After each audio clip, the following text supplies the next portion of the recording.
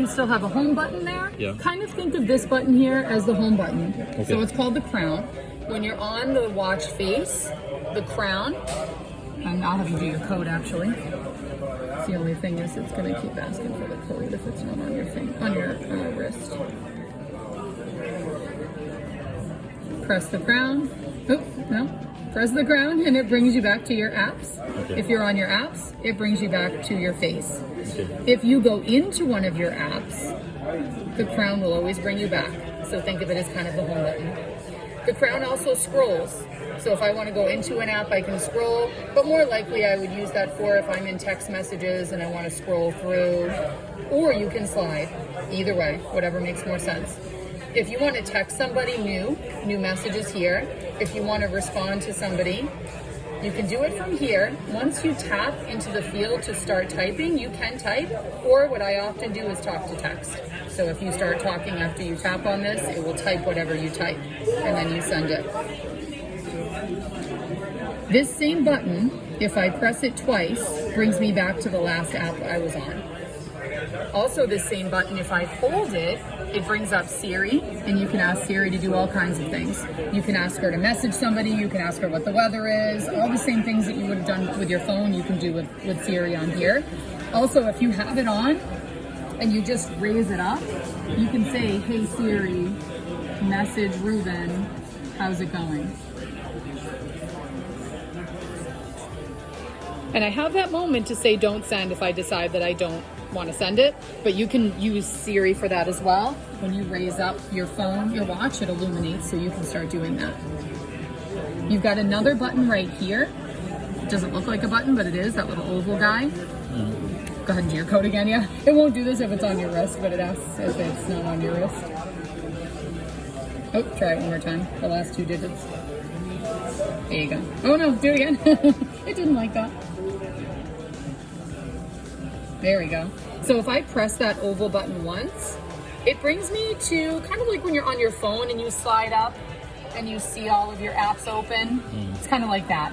So you can scroll through and go to the previous apps that you were on, or if an app was giving you trouble and you just wanted to close out of it, you can slide and close out of it that way. You're not deleting the app, you're just closing out of the app.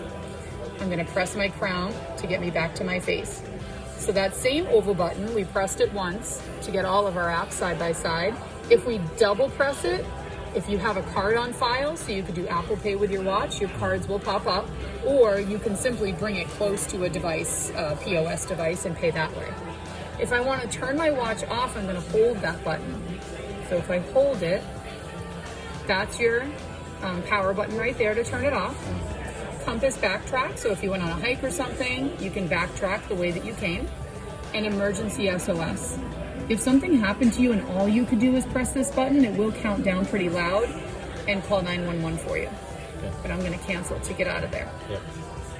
If you press both of them, should do a screenshot. No, so it's a setting. If it's not turned on that setting, then you would have to turn it on in the settings. So that's the thing, on your phone, and I think I can show now, I probably can show you on there. On your phone, you've got the watch app. So the watch app looks like that. And that's where you really go to change most of your settings. You've got 3 options down here. My watch is going to be all the different settings for all the different apps.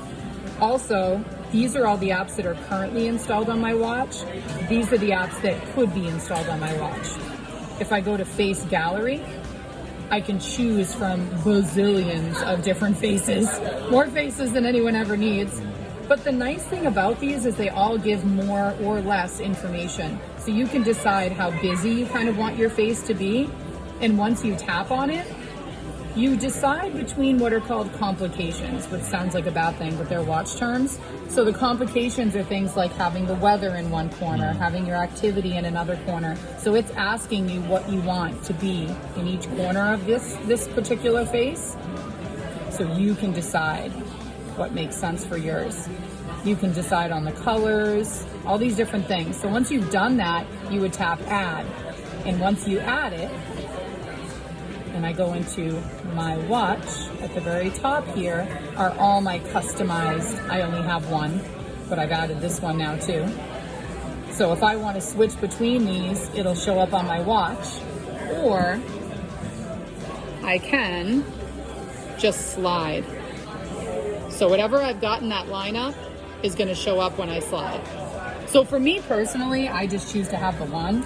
So if you want to get rid of any of the ones that you've customized, you can tap edit, hit the minus sign, bye-bye. The last thing that you got is this little discover section. And this just gives you a bunch of information about how to use your watch.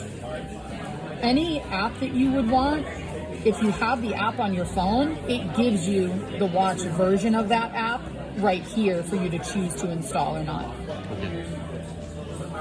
The other thing is when you're on, and you'll enter your code again.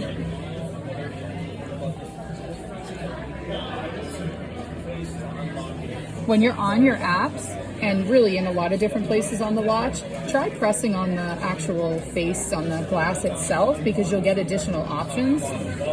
Sorry. Maybe I'll do it on mine because I know it won't unlock.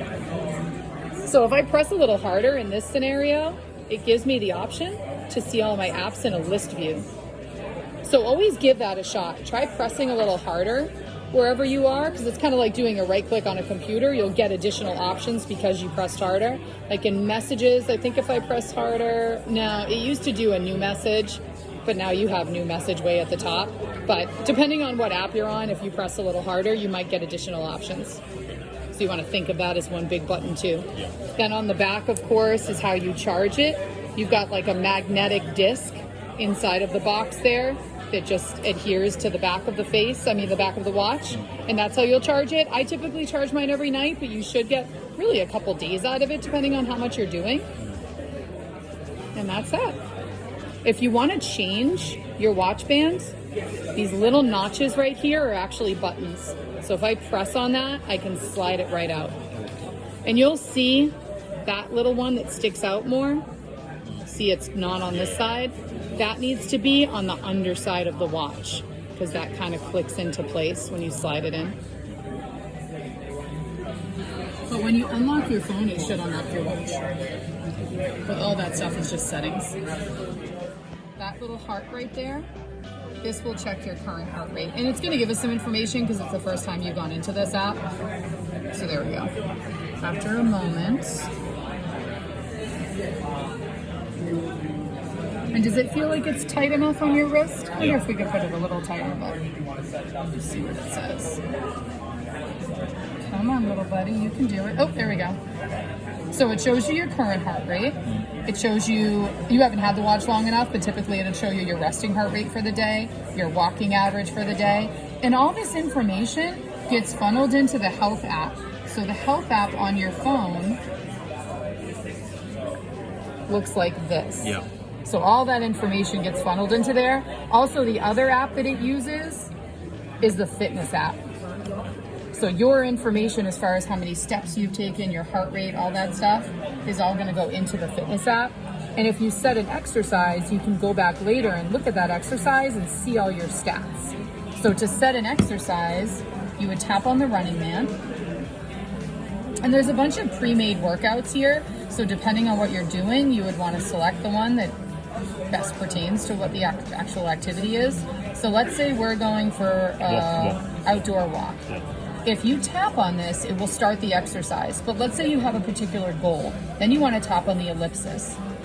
If you have a particular goal, you can set a different time. Maybe you want to walk for 30 minutes. Maybe you want to walk for an hour. So if I tap on that, I can decide how long I want the time to be, alerts, and all things like that. Maybe I have a distance goal, so I can change the distance there. Maybe I have a calorie goal, how many calories I intend to burn, and then you would tap create workout. But if you just want to start it, you can tap open from here, or what I do is just tap right from here. See, it did 30 minutes because that was the last thing that we did.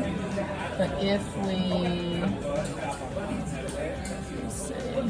Yeah, I guess the 30 minutes will stay there. But it won't really matter because if you start it, it's just going to let you know when you've reached the goal of 30 minutes, but it does continue on. So we'll start it just to see what that looks like. Gives you a little countdown. And you'll notice you have these little dots at the bottom of the screen because you've actually got 3 pages here. The very first page gives you the option to lock it.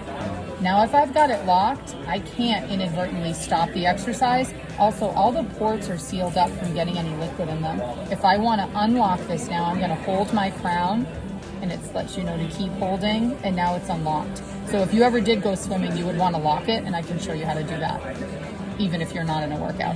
If I want to end the workout, I can do it there. If I want to pause the workout, I can do it there. And then, of course, it'll say resume. On this page, you have a music player. So in the Watch app, you'll see a section that says music. You can sync a playlist, so the playlist actually lives here. So if you had a Bluetooth headset, you could leave your phone at home and it will actually play music from here. So you can store music on there. Okay. I'm gonna hit end. We didn't do much, so it didn't give us a summation of the actual exercise, but if we had, then it would have given us that little quick pick. Now that red dot is indicating to us that we have new notifications. So if we pull down, we can see the different notifications. And much like on our phone, when we pull down from the top right, we have Control Center. You've got that here as well. It's a pull up from the bottom. So you can turn on and off your Wi-Fi. You can ping your phone. So let's say you've lost your phone. It doesn't look very exciting, but I will say if you're out and it's really dark, you can actually see pretty well with that. And you've got 3 options here for the flashlight. You've got one that flashes, maybe if you're out trick-or-treating and you want the cars to see you, or you've got red, which I would assume would be for an emergency. And then if I want to get out of that, I hit my crown. You've got airplane mode, exactly what it sounds like. If you don't have cellular on here, then airplane mode really isn't that applicable, but you can turn that on to turn off Wi-Fi and Bluetooth altogether. You can increase your font there. And then this guy here, if you had headphones connected, you could do the volume for that, or for people that have hearing aids, you can control them from there too. And then you can also edit what shows up here by tapping edit, but I won't touch any of that. And again, that was a pull up from the bottom for Control Center. Pull down from the top for your notification center. So you'll be swiping and poking and because they used, oh no, I lied to you. You can do it from here. I don't typically do this. I typically will just, whatever app is on my phone, I'll get the comparable one on my watch, but you can get ones that are specific. No, yeah, Apple Watch apps. So this is like an app store for the Apple Watch. Okay. So you can download directly from there. Because I think if you do it this way, this app will not necessarily show up on your phone, I think. But I'll admit I haven't actually tried. But most of them go together. Like if you have it on one, then you will have it on the other. Yeah. But you can control it differently. Like if you have the Keynote app, for instance, you're obviously not going to be making presentations on your watch, but what will pop up on your watch is a remote. So if you were doing a Keynote presentation and you open up the Keynote app on your watch, you can start and stop the presentation and do other settings that pertain to the watch. So yeah, that's that.